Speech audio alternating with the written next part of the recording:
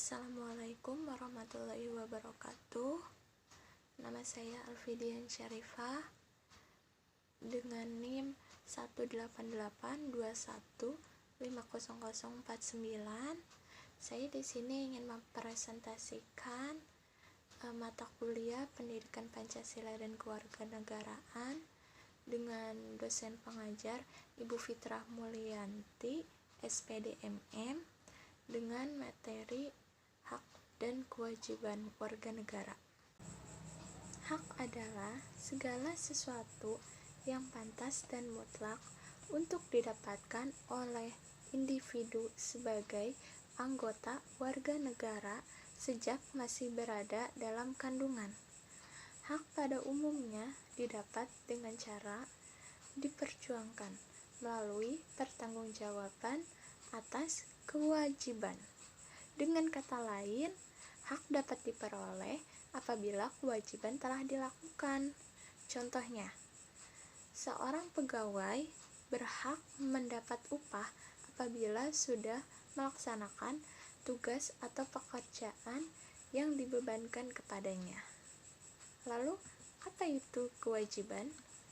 Kewajiban adalah segala sesuatu yang dianggap sebagai suatu keharusan untuk dilaksanakan dengan penuh pertanggungjawaban oleh individu sebagai anggota warga negara guna memberikan atau melakukan apa yang harus kita lakukan demi kemajuan bangsa ke arah yang lebih baik. Contohnya, wajib untuk menaati dan patuh pada peraturan hukum yang berlaku di wilayah negara Indonesia. Hak dan kewajiban merupakan dua hal yang tidak dapat dipisahkan karena mereka saling berkaitan. Lalu, manakah yang terlebih dahulu? Jawabannya, kewajiban dahulu. Karena kita mendapat hak karena kita sudah melakukan kewajiban kita sebagai warga negara. Seperti contohnya tadi, ada seorang buruh pekerja, dia harus melakukan kewajibannya terlebih dahulu. Apa kewajibannya? Memenuhi, menyelesaikan tugasnya. Lalu haknya dia mendapatkan upah. Next, slide selanjutnya tentang pasal hak dan kewajiban. Pasal undang-undang tentang hak. Yang pertama, setiap warga negara berhak mendapatkan perlindungan hukum. Terdapat pada pasal 28D ayat 1, yaitu tentang warga negara berhak mendapatkan perlindungan hukum. Contohnya, hak asasi manusia. Apa hak asasi manusia? Yaitu mendapatkan kenyamanan dalam hidup, bebas berkeluarga, mendapatkan keamanan saat tinggal di sebuah negara. Lalu yang kedua, setiap warga negara berhak atas pekerjaan dan penghidupan yang layak. Terdapat pada pasal 27 ayat 2. Setiap warga negara memang berhak mendapatkan pekerjaan dan kehidupan yang layak. Yang ketiga, setiap warga negara berhak memperoleh pendidikan dan pengajaran. Terdapat pada pasal 28C ayat 1. Nah, kita sebagai warga negara berhak memperoleh pendidikan dan pengajaran. Contohnya seperti yang desa-desa terdalam, yang sulit jaringan, mereka juga berhak mendapatkan pendidikan dan pengajaran. Lalu yang keempat, setiap warga negara memiliki hak yang sama, mengeluarkan pendapat secara lisan dan tulisan sesuai undang-undang yang berlaku. Terdapat pada pasal 28E ayat 3.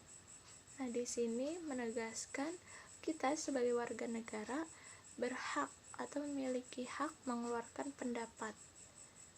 Lalu yang kelima, setiap warga negara bebas untuk memilih, memeluk, dan menjalankan agama yang dipercaya masing-masing. terdapat pada pasal 28E ayat 2. Di sini menegaskan warga negara bebas memilih memeluk agamanya. Jadi tidak dipaksa untuk mengikuti agama yang orang anut. Jadi bebas, setiap warga negara bebas memilih ingin masuk agama, memeluk agamanya mereka yakini. Lalu selanjutnya pasal undang-undang tentang kewajiban. Yang pertama, setiap orang wajib menaati hukum dan pemerintahan, terdapat pada pasal 27 ayat 1. Tadi yang pertama, haknya kita mendapat perlindungan dari hukum. Nah, kewajibannya kita juga harus menaati hukum dan pemerintah. Lalu yang kedua, kewajibannya setiap orang wajib menghormati hak asasi manusia yang lain, terdapat pasal 28C ayat 1. Nah, di sini juga menjelaskan kewajiban kita harus menghormati hak asasi manusia. Kita harus setiap warga negara kan harus mendapat kehidupan yang layak, yang aman, yang nyaman. Nah, kita harus menghormati, tidak boleh ribut, karena mereka juga harus mendapatkan hak mereka hidup yang aman dan nyaman. Yang ketiga, kewajibannya setiap warga, setiap orang wajib ikut serta dalam upaya pembelaan negara, terdapat pada pasal 27 ayat 3. Di sini kita sebagai warga negara atau kita orang, diri kita wajib ikut serta untuk upaya pembelaan negara, seperti belajar yang giat, memiliki ide-ide yang unik agar Indonesia makin maju. Selanjutnya yang keempat, setiap orang wajib ikut serta dalam usaha pertahanan dan keamanan negara, terdapat pada pasal 30 ayat 1, yaitu kita wajib ikut mempertahankan dan keamanan negara.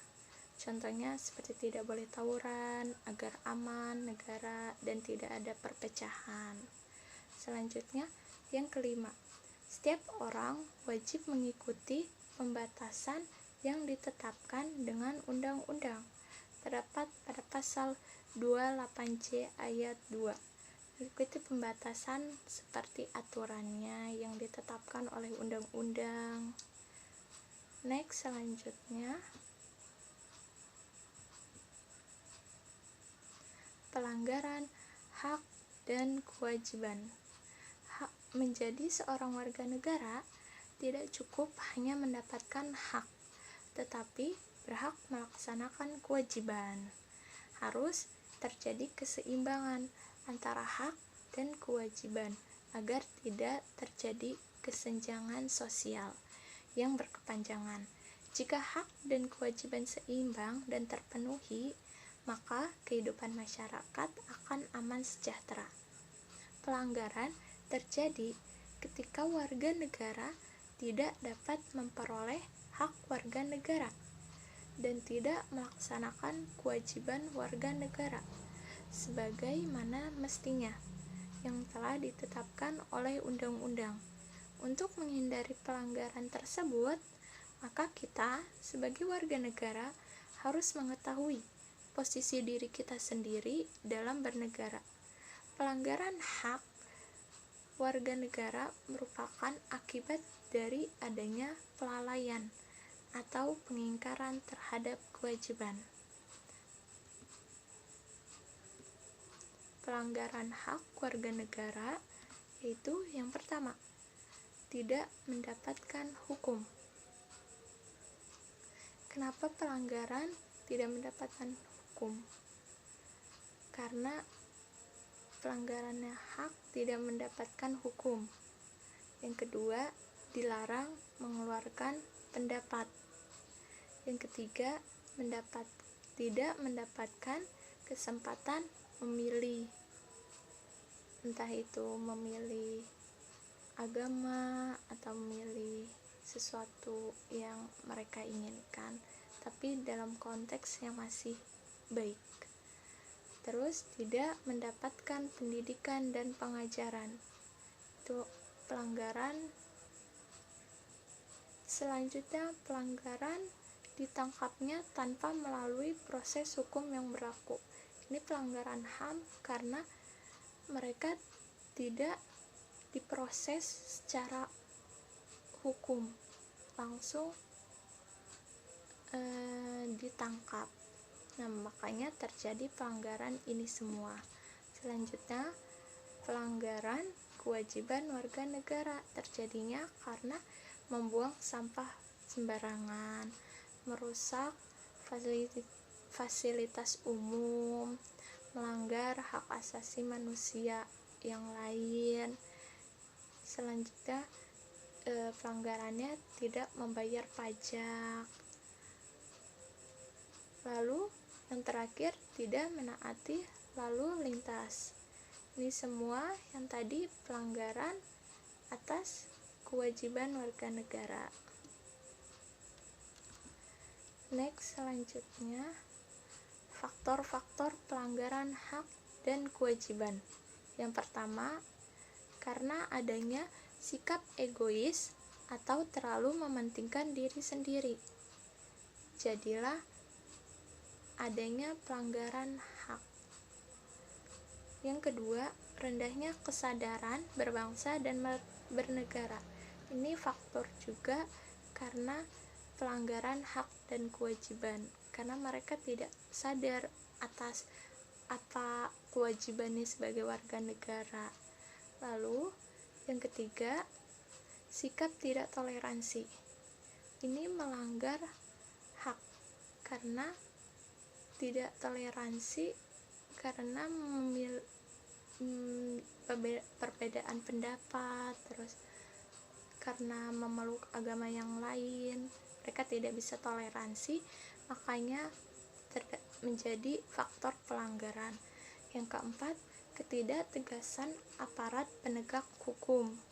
Faktor pelanggaran ini juga karena aparat yang tidak menjalankan hukum dengan baik, jadilah adanya pelanggaran. Terus pelanggaran selanjutnya, terjadinya penyalahgunaan kekuasaan. Penyalahgunaan kekuasaan ini seperti orang-orang yang tinggi derajatnya, mereka menyalahgunakan kekuasaannya, jadi mereka melanggar haknya atau kewajibannya. Lalu yang terakhir, terjadinya pelanggaran karena penyalahgunaan teknologi. Teknologi saat ini sudah berkembang, jadinya ini menjadi salah satu pelanggaran.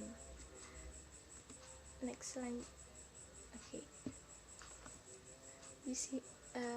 Materi hak dan kewajiban di sini sudah selesai, dan kesimpulannya, kita sebagai warga negara harus patuh pada hak, mendapatkan hak dan melakukan kewajiban sebagai warga negara, tidak melanggar peraturan, tidak melanggar hak dan kewajiban. Dan hak dan kewajiban itu saling berkaitan. Kita melakukan kewajiban, maka kita mendapatkan hak kita sebagai warga negara. Baik, terima kasih sudah nonton video ini. Wassalamualaikum warahmatullahi wabarakatuh.